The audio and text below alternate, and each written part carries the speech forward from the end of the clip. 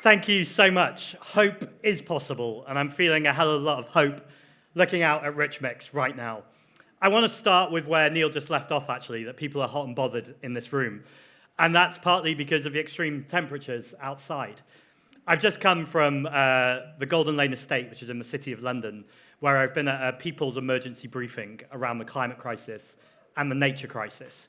If you've not seen the film, it's being shown at 1,000 community centres around the country, and I'd really, really recommend people go watch it. My short summary, it's an emergency. We need to act now. The alarm is ringing, and when the alarm is ringing, you cannot keep hitting the snooze button. Right now, we need the policies in place and the right people in place to make sure we're dealing with the climate and nature emergency. We live in one of the most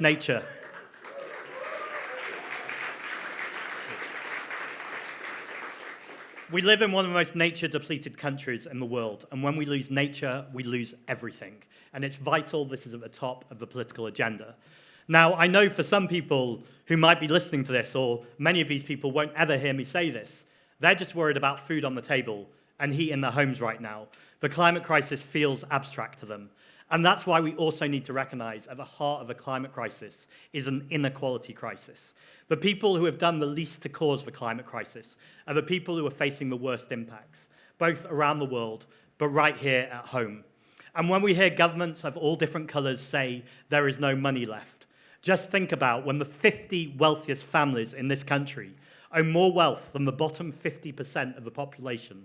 That's 50 families versus 34 million people.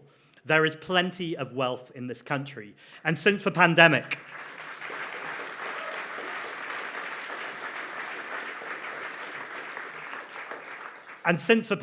we have seen some of those multimillionaires and billionaires own even more wealth. And I've just seen I've got Carrie Stevenson in my eye line. So I'll just simply say it is time to tax wealth and not work.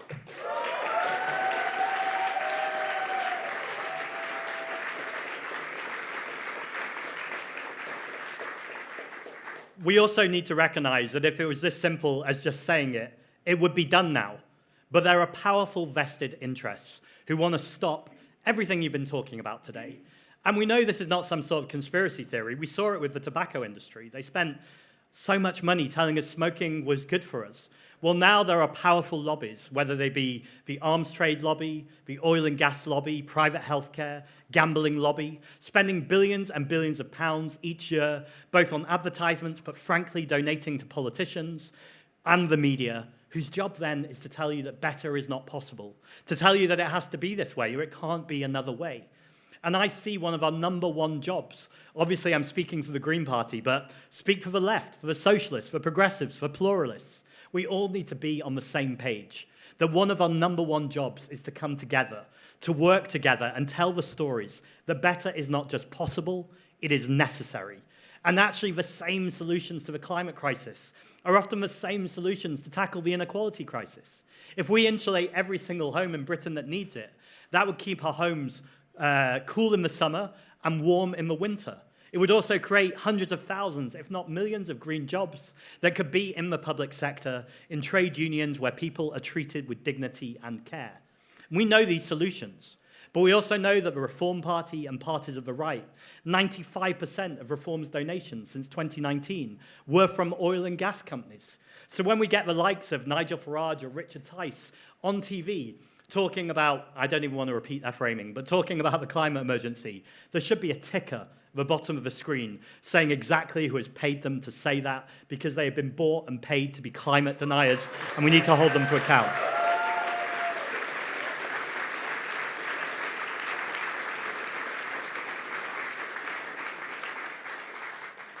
Now, this bit's really important. I could stand and spend the rest of the evening talking about why reform are bad, and I'd feel great. But there's a really important distinction that needs to be made. Nigel Farage, the Reform MPs, the people who speak for them, are very different to people who might be thinking about voting for reform. They are the exact people we need to be caring about. Because when we say people feel left behind, they don't feel left behind. They have been left behind by decades of austerity under successive governments, by politicians who far too often speak to them like they're stupid. That's if they're even speaking to them at all. And ultimately, we need to reach out with this message of inequality and point out that when multimillionaires and billionaires are taking more money than ever before, the problem is not someone who is fleeing from their lives and might be traveling by small boat. The problem is flying above our head by private jet. The problem is being pumped into space when we have enough money to send people into space. We have enough money for wars, but we don't have enough money for books in schools, or to make sure that our NHS is funded properly, or to make sure that our public services are working properly. From the film I just watched, I want to quote a line from Jennifer Saunders, who's not the political expert I expected to be quoting today. But she said, "We can invest all of this money in AI and into magic technologies, but we can't sort out the shit in our rivers." And it just really spoke, truth. Because the reason why we can't sort out our rivers is because we have water companies pumping sewage into our rivers and charging us extra for the privilege, when up to 30% of our water bill is spent on profit. It does not need to be that way, and it is time to nationalize our water companies.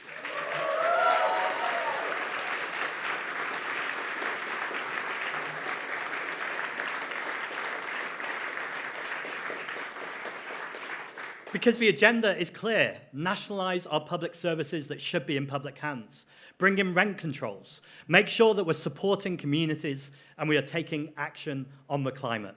These are the obvious things that need to happen, as well as democratic renewal. We do not have a democracy in this country. It's a pretend democracy. And I want to give a statistic that I only learned about this morning. And it might sound odd, or this could be spun that I'm about to criticize a Green Party politician. Let me say clearly, I'm not about to criticize a Green Party politician, but I was looking at the local election results, and I thought, what is the smallest percentage of a vote in this month's elections that someone won with? And it happens to be a Green Party councillor in Birmingham. And the thing I want to say is they won that election fair and square under first past the post. That's the system we have.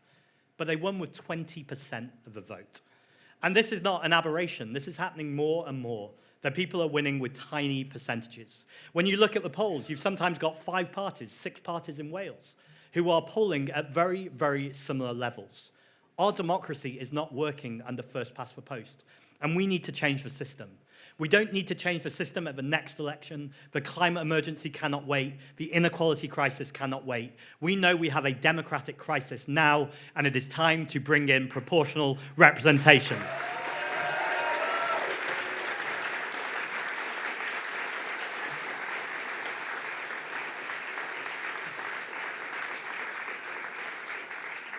It's also time to take on the bond markets. Now, look, I just got a 3-minute signal to end, so I'm not going to go into a big piece about the bond markets. What I am going to end this 3 minutes in, and it relates to the bond markets, is, look, I'm always ready to criticize the Labour Party and the Labour government, but that's not what I've come here to do today, and it would not be in the spirit of this meeting. What is in the spirit of this meeting is to talk to progressives, including in the Labour Party. And I can't imagine what politician I might specifically be talking to right now. I'll let you use your imagination. But what I would say, and I'm speaking to myself too, is it is time for progressives to hold on nerve. Our policies cannot be dictated to by the billionaire-owned press. They are power and wealth. And the policies we need to bring in are challenging power and wealth. So of course they're not going to like it. Of course they're going to criticize our policies, and when that doesn't work, they're going to criticize our personal lives. I've got no idea what that might feel like. And the point is this: we need to rise above it. We need to recognize that people in this country can see through it. And when we speak clearly every single day, that ultimately the bond markets are important, but no one elected the bond markets. And if that's what we're going to do, let's scrap democracy and just have the bond markets decide everything. But actually, someone I spoke to, Joseph Stiglitz, the Nobel-winning economist, also I know many other economists are saying similar things. In fact, I think Ann Pettifor is in the room too. That the bond markets ultimately are not ideological. They just want to know that there is a plan. So the thing that any government or any leader needs to do is spell out that plan. The plan to tackle the climate crisis, the plan to tackle the inequality crisis. Why borrowing to invest right now is so important. Because that is money that is going to our schools, our hospitals, our transport system. That is money that is investing in our economy.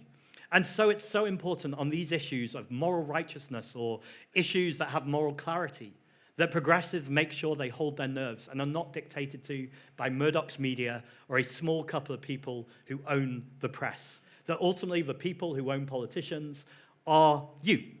People in our communities who donate to political parties, so we're not taking money from vested interests or dirty money, but actually politicians are putting forward an agenda that is going to change this country for the better.